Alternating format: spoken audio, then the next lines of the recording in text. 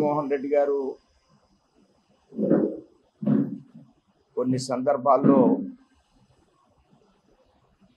ఆయన press మీట్ని conduct చేయడం మనం గమనిస్తూ ఉన్నాం.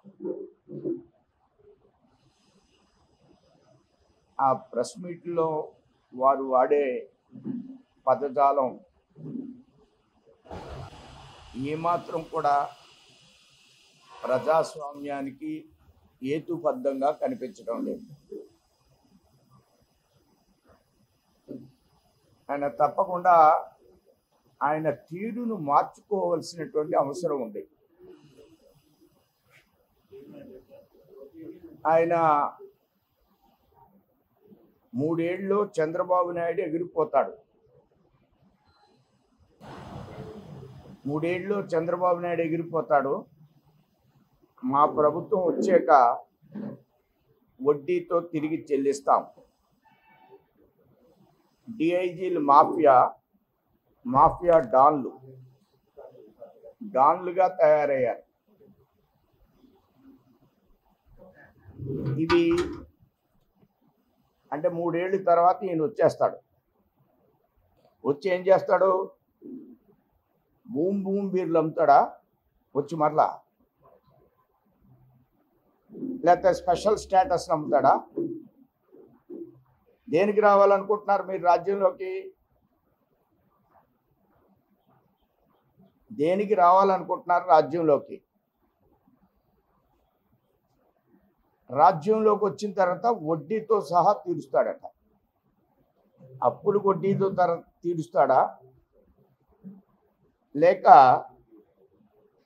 డిఐజీలని పోలీస్ ఆఫీసర్ని బెదిరిస్తున్నాడా? చాలా సందర్భాల్లో ఆయన బెదిరిస్తున్నాడు. బెదిరించడానికి ప్రజాస్వామ్యంలో వారికి ఇచ్చే జీతాలు ప్రజలకు కట్టే ట్యాక్స్తో కడుతున్నారు. జగన్మోహన్ రెడ్డి ₹1 కూడా దాంట్లో ఇవ్వడానికి అవకాశం లేదు. పోలీస్ అధికారులు, ప్రభుత్వ అధికారులు మీ తాబేదారులు కాదు, మీ ఇంట్లో వంట మనుషులు కాదు. మీ ఇష్టం వచ్చినట్లు మాట్లాడడానికి భారతీయ జనతా పార్టీ ఎట్టి పరిస్థితుల్లో యాక్సెప్ట్ చేయదు.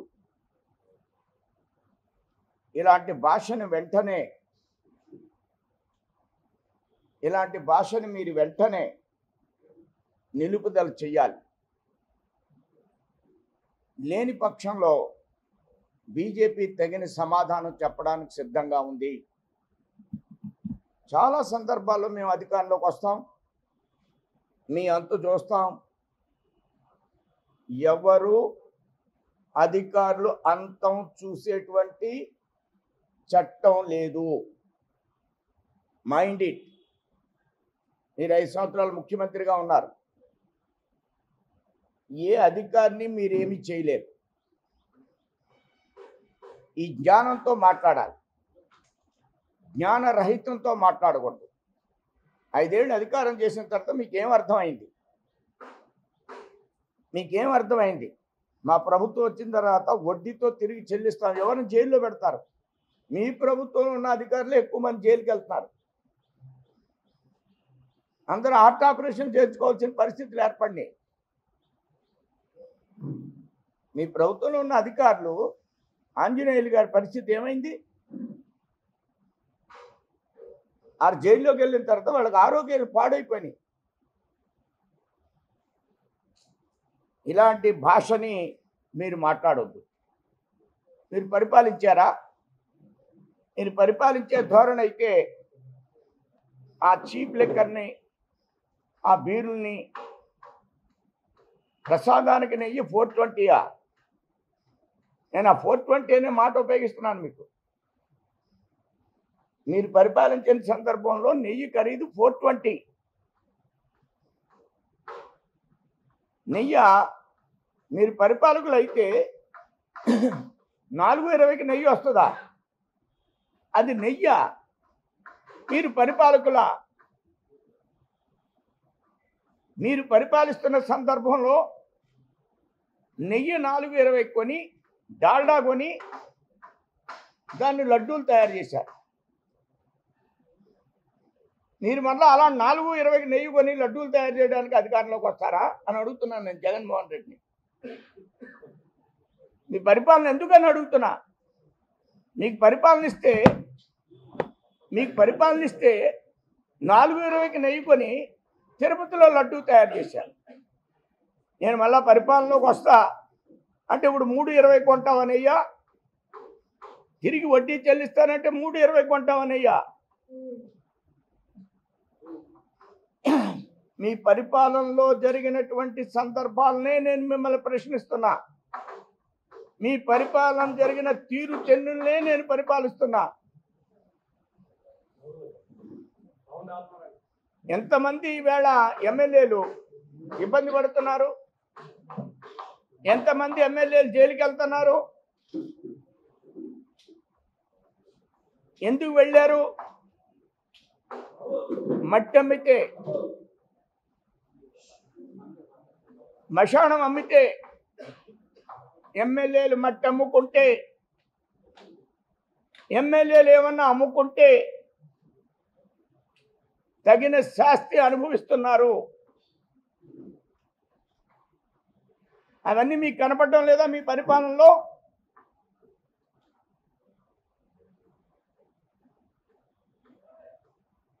నా ఊరేగింపులు నేను వెళ్ళి పలకరిస్తున్న సందర్భాలు చంద్రబాబు నాయుడు గారు 40,000 మంది రైతులు వచ్చారు. వాళ్ళపై 40 మందితో చంద్రబాబు నాయుడు రాళ్లు వేయించారు. మీరు లోకేష్ పాదయాత్రలో రోజు ఏం చేసేవారు? ఒకసారి రికార్డు వెనక్కి తీయండి. పరిపాలన అంటే ప్రజలు గమనిస్తుంటూ ఉంటారు. రాజకీయ భవిష్యత్తును నిర్ణయించేది ప్రజలు. దానికి విరుద్ధంగా వ్యవహరిస్తే వాళ్ళు రిజల్ట్ ఇచ్చారు. మనం రెచ్చిపోతే, నేను ప్రతిపక్ష నాయకుడిగా ఉండి రెచ్చిపోతే రిజల్ట్ రాదు, తీర్పు రాదు. తీర్పు ప్రజల చేతిలో ఉంది. మీ భాషలో లేదు, మీ డైలాగ్లో లేదు, మీ బెదిరింపుల్లో లేదు.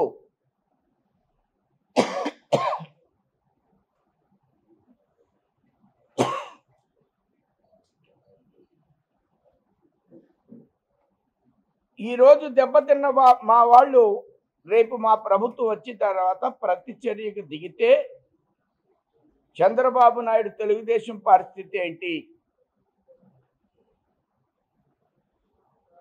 చంద్రబాబు నాయుడు గారు జైల్లో ఉన్నాడు 45 రోజులు. ఎన్ని? 52 రోజులు ఉన్నారు జైల్లో. ఆయన పరిస్థితి ఏంటి? ఆయన తిరిగి అధికారంలోకి వచ్చాడు. అది మీరు చేసిన పనే. ఈ విధంగా ఎట్టి పరిస్థితుల్లో మీ బెదిరింపుల మూలంగా మీరు తిరిగి అధికారంలోకి రాలేరు. 29లో కూడా కూటమి అధికారంలోకి వస్తుంది. ఈవేళ రాష్ట్రంలో పారిశ్రామిక రంగం, అదేవిధంగా స్టీల్ ప్లాంట్, అదేవిధంగా Polavaram, railways, highways, railway zone, మీరు ప్రతిపక్ష నాయకుడిగా ఉండి 14-19 కంటే ముందు రాష్ట్రం అంతా తిరిగారు. నా దృష్టిలో మీలాగా ఎవరూ తిరగలేదు. నేను అప్రిషియేట్ చేస్తాను కూడా. కానీ రోడ్లన్నీ అరిగిపోయినాయి. మీరు వచ్చారు 19లో, రోడ్లన్నీ అరిగిపోయిన రోడ్లు గోతులు పడిపోయినాయి. ఒక్క గొయ్యి కూడా పోడ్చలేదు. మీ పరిపాలనకి నిదర్శనం ఇదే కదా. మళ్ళీ ఇప్పుడు రోడ్లు అరగొడతానంటారు, నేను అన్ని చోట్లకి వెళ్తానంటారు. 5 కార్లు ఎవరినైనా మీ పరిపాలనలో రమ్మీలు ఆడించారు పండక్కి. నేను వెళ్ళడానికి ప్రయత్నం చేశాను, నన్ను వెళ్ళనే లేదే. నాకు పర్మిషన్ ఇచ్చారా గుడివాడ వెళ్ళడానికి? పండగ అంటే పండగ ఉత్సవాలు అని నేను పండగ సంబరాలు ఏర్పాటు చేశాను. అక్కడ నన్ను నేను వెళ్ళనివ్వలేదుగా మీరు. మరి నేను ఇన్ని టెంపుల్స్ పడిపోతున్నాయని విజయనగరం నుంచి ఆ రామాలయం పేరేంటండి, రామతీర్థం నుంచి కపిల తీర్థానికి ఏర్పాటు చేస్తాను నన్ను వెళ్ళనిచ్చారా? టిప్పు సుల్తాన్ విగ్రహం పెడతానన్నారు. నేను వెళ్తానంటే ఎక్కడ టిప్పు సుల్తాన్ విగ్రహం? కడప జిల్లాలో ఒక అసెంబ్లీలో ఆయన టిప్పు సుల్తాన్ విగ్రహం పెడతాను శంకుస్థాపన చేశాడు.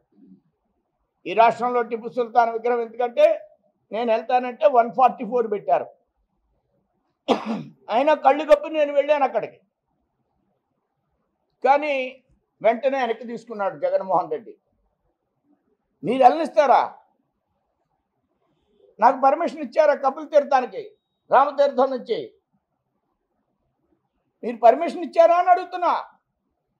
మీకు 5 కార్లకు పర్మిషన్ ఇస్తే 40,000 మంది వచ్చారంట. నాకు కూడా చాలా మంది వచ్చారు, వస్తారు కపిల తీర్థానికి. ఇచ్చారా? అంటే అవన్నీ మీరు మర్చిపోయారా? 14-19లో మీరు టిప్పు సుల్తాన్ విగ్రహాలు పెడతారా? దేవాలయాలు కూల్చేస్తే ఒక్కడిని అరెస్ట్ చేయరా? ఒక్కడిని. ఏ దేవాలయాలు కూలిస్తే మీరు అరెస్ట్ చేశారు చెప్పండి?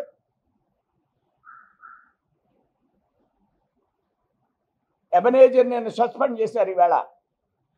వాళ్ళు ఎప్పటి నుంచో ఉంటున్నారు. ఇది మీరు చేసినవన్నీ మీకు గుర్తు చేస్తున్నా. ఇది నిజంగా నా మనసులో జగన్మోహన్ రెడ్డి గారికి చేరాలని నా ఉద్దేశం. మిమ్మల్ని రిక్వెస్ట్ చేస్తున్నా, ఆలోచించండి. అప్పుల గురించి, అప్పు పెరిగిపోయింది.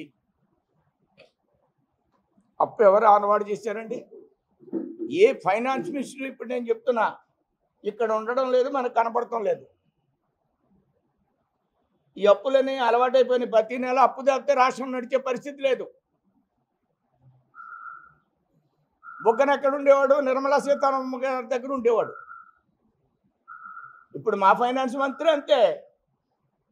ఉండకపోతే నా రాష్ట్రం నడవదు. నీకు తెలీదా ఎందుకు అప్పు చేస్తున్నారు అనేది? నీకే బాగా తెలుసు. మాజీ ముఖ్యమంత్రికే బాగా తెలుసు ఎందుకు అప్పు అవుతుందో అనేది. అప్పు చేస్తున్నారు, అప్పు చేస్తున్నారు. అప్పు చేయకపోతే నీ పెన్షన్ 2,000 ఎవరమ్మన్నారు? 2,000 నుంచి 3,000 అన్నావు. 3,000 ఒకేసారి ఇచ్చారా మీరు? 2,250, 2,500, 2,750, 3,000. మరి మీరెందుకు సర్దుకున్నారు? సర్దుకున్న అప్పే. ఒక పేద రాష్ట్రం బీహార్లో 400 పెన్షన్, వాళ్ళు కూడా మన మార్గదర్శకం వస్తే 700-1100 అయింది. ఇప్పుడు పేద రాష్ట్రం, బడుగు బలహీన వర్గాల రాష్ట్రాలు, మనకు 4,000. ఎందుకు వస్తున్నాయి ఇవి? అప్పులు చేయకపోతే ఏమవుతుంది? నిన్నే నేను ప్రశ్నిస్తున్నా. మాజీ ముఖ్యమంత్రి, నువ్వు 2,000 ఎందుకు చేసావు? 3,000 దాకా ఎందుకు తీసుకొచ్చావు? 4,000 అయింది. నువ్వు 3,000 ఉన్నప్పుడు అప్పు చేసావా లేదా? అప్పులకు రోజు బొగ్గన్న ఢిల్లీలో ఉండేవారా లేదా? ఆ వేళ కూడా ప్రభుత్వం అప్పించింది. కానీ మీకోసం కాదు, ప్రజల కోసం ప్రభుత్వాలు నడవాలి. నడిచే స్థితిలో ప్రభుత్వాలు లేవు. ఇందులో అభివృద్ధి చేస్తుంది కూటమి ప్రభుత్వం. ఇందులో క్యాపిటల్ కడుతుంది కూటమి ప్రభుత్వం. ఇందులో పోలవరాన్ని సజావుగా పూర్తి చేస్తుంది. ఇందులో స్టీల్ ప్లాంట్ని నవనిర్మాణం చేస్తుంది. ఇందులో అనేక రకాలైనటువంటి మరొక స్టీల్ ప్లాంట్ కానీ, హైడ్రోజన్ పాలసీ కానీ, రాష్ట్రానికి హైడ్రోజన్ కొత్త పాలసీ నిన్న మీటింగ్ పెట్టారు. దేశంలో మనం 3వ స్థానంలో ఉన్న హైడ్రోజన్లో దాన్ని 2వ స్థానంలోకి తీసుకువెళ్ళాలి. అనేక ఇండస్ట్రీస్ ఈ రాష్ట్రంలో స్థాపించాలి. దాన్ని ఆధారం చేసుకుని ఆదాయాన్ని పెంచాలి, జిఎస్టీని పెంచాలి. దాని మూలంగా ఆదాయం రావడం మూలంగా రాష్ట్రం గాడిలో పడడం మూలంగా ఆర్థిక పరిస్థితి మెరుగై అప్పులు తెచ్చే పరిస్థితి తగ్గుతూ ఉంటుంది. దీన్ని మీరు అర్థం చేసుకోగలరు. మీరు ప్రశ్నించవలసిన అవసరం లేదు, మీకెవరో చెప్పవలసినటువంటి అవసరం లేదు. ఈ రాష్ట్రం విషయం మీకు బాగా తెలుసు. తెలిసి కూడా నంగనాచిగా ప్రశ్నలు వెయ్యవద్దు. ఇది నా సమాధానం. అలా బనకచర్ల విషయంలో మనం అడుగుతున్నది, ప్రతి సంవత్సరం 3000 టీఎంసీ నీళ్లు సముద్రంలో కలిసిపోయేటువంటి నీళ్ళని థాయిలాండ్లో, అంటే దిగువన ఉన్నటువంటి ప్రాంతంలో సముద్రానికి దగ్గరగా ఉన్న రాష్ట్రాలు అవి వాడుకోవడానికి న్యాచురల్గా దానికి హక్కు ఉంటుంది. రెగ్యులర్ వాటర్లో భాగస్వామ్యాన్ని మనం కోరుకోవడం లేదు. తెలంగాణ అనేకమైన ప్రాజెక్టులు కట్టింది, మన చంద్రబాబు నాయుడు గారు ఎప్పుడు మాట్లాడలేదు. చంద్రబాబు నాయుడు గారికి ఆంధ్రప్రదేశ్ మీద ఎంతైతే గౌరవం ఉందో తెలంగాణ మీద కూడా అంతే గౌరవం ఉంది. మానసికంగా తెలంగాణ గురించి మనం విడిపోయాం, తెలంగాణ మానసికం మూలంగా. కానీ మన ముఖ్యమంత్రి గారికి కానీ జగన్మోహన్ రెడ్డి గారికి కానీ వీళ్ళందరికీ ఇళ్ళు అక్కడే ఉన్నాయి. మనం విడిపోలేదు, మన ఆంధ్రులు ఇంకా అక్కడ జీవిస్తున్నారు. మనకి తెలంగాణకి మానసిక విభేదం లేదు, వాళ్ళని ఇబ్బంది పెట్టే పరిస్థితి లేదు. మనమిద్దరం అన్నదమ్ములే, 2 కళ్ళే మనకి. కాబట్టి బనకచర్ల మూలంగా తెలంగాణకి ఏ విధమైన నష్టం రాదు. మిగులు జలాలను లిఫ్ట్తో మనం తీసుకుంటాం. గోదావరిలోంచి సముద్రంలో కలిసేటువంటి నీటిని లిఫ్ట్తో మనం తీసుకుంటున్నాం. ఇప్పుడు ఆల్రెడీ స్టార్ట్ చేసాం. మనం కృష్ణాకి ఇస్తున్నాం నీళ్లు. ఎక్కడ లిఫ్ట్ పెట్టి? అది ఇవాళ స్టార్ట్ చేసామా? 14 తర్వాత స్టార్ట్ చేసామా లిఫ్ట్? ఏ లిఫ్ట్ అది? కొవ్వూరు దగ్గర ఉన్న లిఫ్ట్, ఫస్ట్ సీమ. అలాంటి లిఫ్టే ఇది కూడా, బనకచర్ల లిఫ్ట్ కూడా. ఇంకో 2-3 బ్యాలెన్సింగ్ రిజర్వాయర్లు వస్తాయి. ఆ దృష్ట్యా దీన్ని తెలంగాణలో అన్ని పార్టీలు కలిసిపోతాయి బనకచర్ల గురించి వ్యతిరేకంగా. మన ఆంధ్ర రాష్ట్రంలో ఇంజనీర్లు కూడా మాట్లాడతారు వాళ్ళు. మన ఆంధ్ర రాష్ట్రంలో ముఖ్యమంత్రి ఒక్కడే మాట్లాడుతున్నారు. తెలంగాణ మళ్ళా కమ్యూనిస్టులు వ్యతిరేకిస్తున్నారు బనకచర్ల గురించి. ఇది తప్పు. ఆ రాష్ట్రంలో ఆ పార్టీలు ఏ విధంగా సమర్థిస్తున్నాయో మన రాష్ట్రంలో కూడా అన్ని పార్టీలు బనకచర్లను సమర్థించాలి. ఇది రాయలసీమకి, నంద్యాలకి నీళ్ళు ఇచ్చేటువంటి అంశం కాబట్టి దీనికి విరుద్ధంగా మాట్లాడడానికి అవకాశం లేదు. నిన్న కూడా చాలా ఫ్రెండ్లీ మీటింగ్ జరిగింది ఇద్దరు ముఖ్యమంత్రులకి. ఆ దృష్ట్యా బనకచర్ల మీద 80,000 కోట్లు, ఇది ఆల్రెడీ గవర్నమెంట్ ఆఫ్ ఇండియాలో ఇంటర్లింకింగ్ ప్రాజెక్ట్. ఇది మీ అందరికీ ఇన్ఫర్మేషన్ కోసం చెప్తున్నా. ఈ ఇంటర్లింకింగ్ ప్రాజెక్టు 19-24 మధ్యలో 4-5 సార్లు సమావేశాలు జరిగిన రాష్ట్ర ప్రభుత్వం, అటు తెలంగాణ ఇటు ఆంధ్రప్రదేశ్తో జరిగిన సందర్భంలో జగన్మోహన్ రెడ్డి గారు రాజమండ్రి వైపు నుంచే ఈ నీళ్లు తీసుకెళ్ళండి అని చెప్పేవాడు ఆయన. తెలంగాణ వాళ్ళు ఏమనేవారంటే నాగార్జున సాగర్ నుంచి తెలంగాణ ఆంధ్ర ఎండింగ్లోంచి తీసుకెళ్తాం అని ఈ ఇంటర్లింకింగ్ ప్రాజెక్ట్ అనుసంధాన కమిటీ కేంద్ర ప్రభుత్వానికి తెలియజేసేవారు. 4-5 సందర్భాల్లో వాళ్ళు కూర్చున్న తర్వాత, వీళ్ళు సెటిల్ చేయిన తర్వాత మేము దీన్ని మానుకుంటున్నాం. మీరు ఏది సెటిల్ చేయడం లేదు, ఈ వాటర్ వృధాగా పోతుందంటే దాన్ని చంద్రబాబు నాయుడు గారు ఇప్పుడు అందిపుచ్చుకున్నారు. ఇది జగన్మోహన్ రెడ్డి గారికి కూడా దాని కొత్త లింక్ ఏం పెడుతున్నాడు జగన్మోహన్ రెడ్డి? అక్కడ 41, 45 లేకపోతే కుదరదు. 41 అనేది కాన్స్టెంట్, 45 ఉండాలి. దానికోసం ప్రయత్నాలు జరుగుతున్నాయి. మీరు మాట్లాడలేదు, వీళ్ళు మాట్లాడలేదు అని ఎగదోసుకోవడం. ఆంధ్ర రాష్ట్ర అభివృద్ధి కోసం మాట్లాడేటువంటి పరిస్థితి లేదు. వీళ్ళు ఎవ్వరూ ముప్పు మండలాల గురించి మాట్లాడలేదు. జగన్మోహన్ రెడ్డితో హైదరాబాద్లో పడుకున్నారు. ఆర్డినెన్స్ జారీ చేయించలేదు. మేము తెలుగుదేశం అనుకుని జారీ చేయించాం. దాని మూలంగా పోలవరం వచ్చింది. ఏం పాత్ర ఉంది జగన్మోహన్ రెడ్డికి? ముప్పు మండలాల మీద మాట్లాడడం తెలుసా? పోలవరం చర్చ జరిగేటప్పుడు నీ పాత్ర ఏమైనా ఉందా? ఏమీ లేదు. చిన్న సిస్టమ్ కూడా కదపలేదు 5 సంవత్సరాల్లో పోలవరం విషయంలో. ఈవేళ ప్రభుత్వం అడ్వాన్స్ ఇచ్చే పరిస్థితి ఉంది పోలవరానికి. అభివృద్ధిని గమనించండి జగన్మోహన్ రెడ్డి గారు, అబద్ధాలు మాట్లాడకండి, అనవసరమైన రాద్ధాంతం చేయొద్దు. Thank you.